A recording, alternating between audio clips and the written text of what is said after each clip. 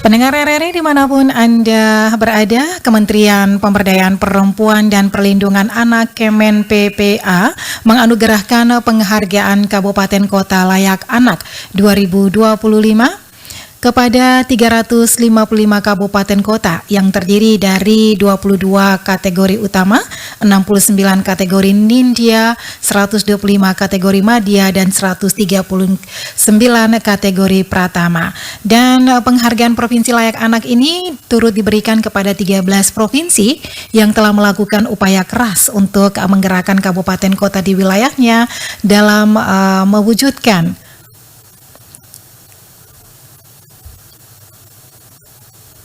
Kota Layak Anak ya tahun 2025. Dan salah satu kabupaten kota yang meraih anugerah ini, pendengar, dari 4 kabupaten di NTT yang mendapatkan penghargaan ini adalah Kabupaten Manggarai Timur. Dan kita akan berbincang pagi hari ini, pendengar RRI, bersama Kepala Dinas DP2 KBP3A Kabupaten Manggarai Timur, Bapak Jeffrin Haryanto. Selamat pagi, Pak Jeffrin. Selamat pagi. Ya. Apakah salam sehat, Pak. Sehat. Provisiat ya, Pak Jeffrin. Sehat. Baik. Terima kasih. Oke, ini di Jakarta ya pagi ini. Ya. Siap. Jadi masih pagi sebenarnya. Siap menerima ya. Ya. Piala penghargaan. Baik. Ini Kak Jeffrin, ini apa yang menjadi faktor yang utama untuk keberhasilan Manggarai Timur meraih penghargaan ini, Kak Jeffrin? Iya, pertama-tama tentu dimulai dari adanya tekad ya sejak 2 tahun lalu, 3 tahun lalu kalau salah ya. Manggarai Timur memang bertekad untuk dalam waktu minimal 5 tahun kita bisa mencapai Kota Layak Anak. Itu dari visi pasti ya. Nah, namun memang ternyata tidak mudah dalam perjalanannya. Ya butuh kolaborasi dan kerjasama dan komitmen dari pemerintah untuk memastikan semua indikator layanan anak bisa dilakukan ya terpenuhi. Jadi memang tidak harus belum maksimal tapi memang itu harus dimulai. Nah, tahun ini memang menjadi sangat istimewa karena ini pertama kali NTT masuk ke dalam Kota Layak Anak. Pengumuman itu ada 4 kabupaten. Jadi memang luar biasa, kita bangga sendiri. Baik, Kak Jeffrin, tentu ada program strategis ya yang dilakukan untuk mencapai status Kota Layak Anak ini, Pak Jeffrin.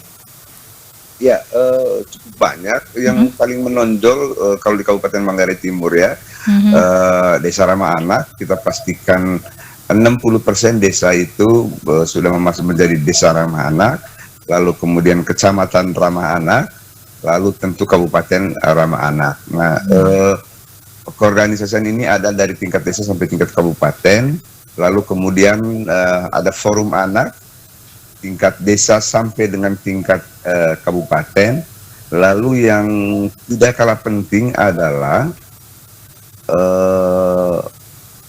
penanganan kasus. Jadi mungkin orang akan bilang ini kan banyak kasus, kok tiba-tiba jadi Kota Ramah Anak gitu ya.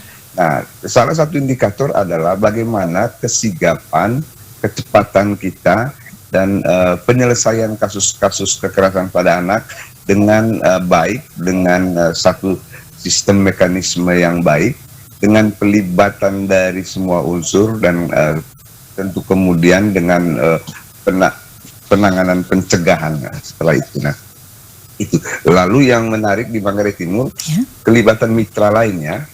Mitra lain itu cukup banyak di dalam kerja kolaborasi Kota Layak Anak itu. Misalnya kepolisian, lawyer, psikolog, lalu kemudian NGO, sekolah. Jadi seluruh elemen-elemen itu terlibat bersama dan komunitas-komunitas peduli anak. Baik. Jadi untuk menjadi kota layak anak ini tidak mudah begitu ya. Tentu ada proses evaluasi penilaian yang dilakukan dari pusat untuk ditetapkan sebagai Manggarai Timur sebagai kota layak anak. Ini apa saja nih Kak Jeffrey? Ya, prosesnya cukup lama karena penilaian dalam setahun. Jadi selalu dipantau. Dia punya namanya aplikasinya Simponi. Lalu kita menginput semua informasi ke sana, pencapaian, program-program. Ada banyak sekali indikator yang melibatkan cukup banyak unsur, termasuk organisasi-organisasi perangkat daerah. Sederhana saja misalnya begini, apa yang PU lakukan misalnya, pekerjaan umum untuk misalnya perencanaan pembangunan ramah anak berbasis anak. Misalnya dia bangun jalan raya, apakah ini sudah peduli dengan anak atau tidak? Atau dia bangun sekolah, dinas pendidikan, apakah itu sudah mempertimbangkan ramah anak misalnya? Banyak hal. Jadi tidak hanya dinas PDP 2KB bahwa dia leading sector ya. Nah, yang paling sulit itu sebenarnya adalah memastikan seluruh lini ini berjalan dengan baik. Dan menginputnya, lalu inputnya. Nanti setelah diinput itu akan ada penilaian uji petik lapangan dan lain-lain sebagainya. Oke, baik. Verifikasi lapangannya ya. Tentunya ada inovasi atau program unggulan khusus ya yang membedakan Manggarai Timur dengan kota lain. Ini apa nih Pak? Ya, kalau di kami itu DP2KB Goes to School dan remaja bercerita itu kan. Nah, kami rutin untuk turun ke lapangan. Dengan kemudian fokus kami adalah anak-anak bisa bercerita. Tugas kita orang tua adalah mendengar. Karena di dalam banyak sekali praktek, yang banyak bicara itu orang tua. Anak tugasnya mendengar. Nah, kami melakukan sebuah pendekatan remaja bercerita itu.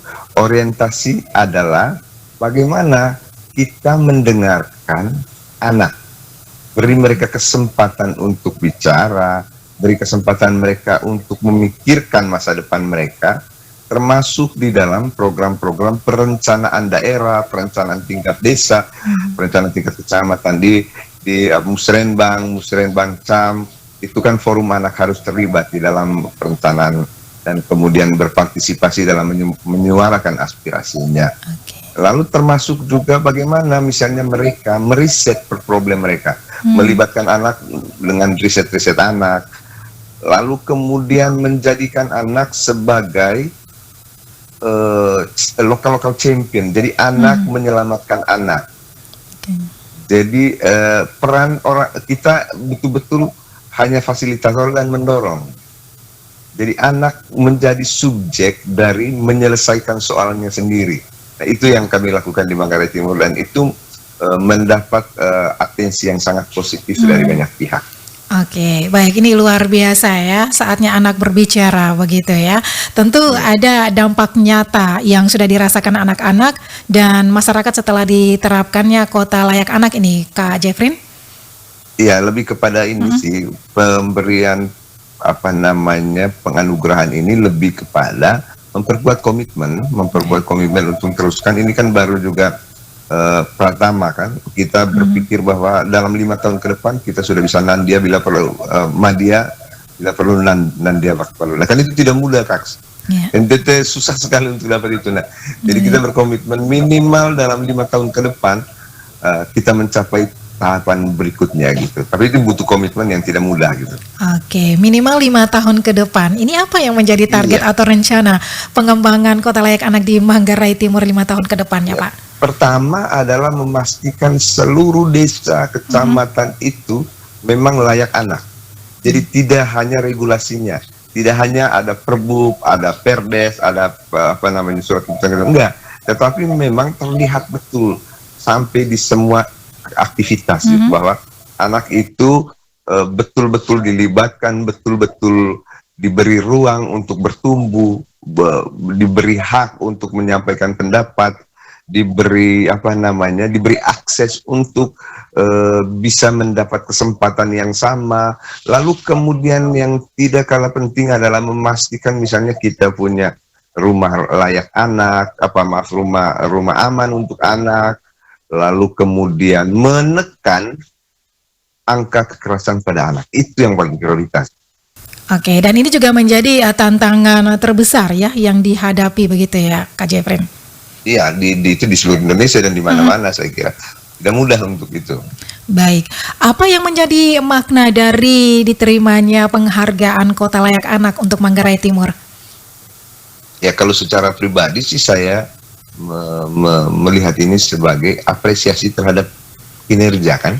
Baik. Ternyata apa yang kita lakukan dari hati itu akan sampai ke hati. Saya selalu bilang kepada mereka, untuk kerja-kerja kita di BKKBN, motifnya itu harus keikhlasan dan dari hati. Karena memang ini bekerja untuk merubah mindset dan perilaku masyarakat, dan itu tidak mudah. Butuh keuletan, keluasan, dan tentu butuh pengorbanan untuk sampai ini. Jadi saya kira itu maknanya bahwa tidak ada yang sia-sia ketika kita semua bekerja dengan mimpi yang positif gitu ya. Baik, Kak Jeffrey. Tentu kedepannya apakah ada program baru yang akan diluncurkan memperkuat perlindungan anak, Kak Jeffrey? Sejauh ini belum, tetapi memang kita sudah menginisiasi yang namanya Opa Oma Kece. Nah, kita akan fokus ke lansia juga ini, karena lansia yang terabaikan itu juga akan berdampak kepada banyak sektor pembangunan termasuk anak gitu ya. Jadi cukuplah kita kemudian memastikan bahwa anak-anak dapat bertumbuh dengan baik, remaja dapat bertumbuh dengan baik, dan elemen masyarakat yang memang harus bertumbuh sesuai dengan masa peran dan kemudian situasinya berada dalam kondisi yang positif. Lalu jangan sampai kemudian yang tadi saya bilang lansia justru menjadi beban pembangunan. Maka berdayakan mereka supaya negara ini bisa fokus urus semua hal, fokus termasuk tadi isu anak. Oke, baik. Dan pesan apa nih yang ingin Bapak sampaikan kepada masyarakat terkait pentingnya menciptakan lingkungan yang ramah dan aman bagi anak-anak di Manggarai Timur nih, Bapak silakan. Ya, masa depan dari daerah ini NTT misalnya atau Kabupaten Manggarai Timur itu terletak kepada anak-anak ini, ada di wajah mereka. Jadi wajah NTT atau wajah anak-anak Manggarai Timur hari ini menggambarkan wajah NTT atau wajah Manggarai Timur 20 tahun lagi. Jadi kalau kita ingin mereka NTT itu wajahnya ceria, wajahnya bahagia di 20 tahun lagi, maka bahagiakan anak-anak itu sejak hari ini. Saya kira itu deh. Baik, terima kasih Pak Jeffrey untuk waktunya pagi hari ini. Sekali lagi Provisiat untuk Manggarai Timur yang meraih ya penghargaan Kota Layak Anak, Kak Jeffrey.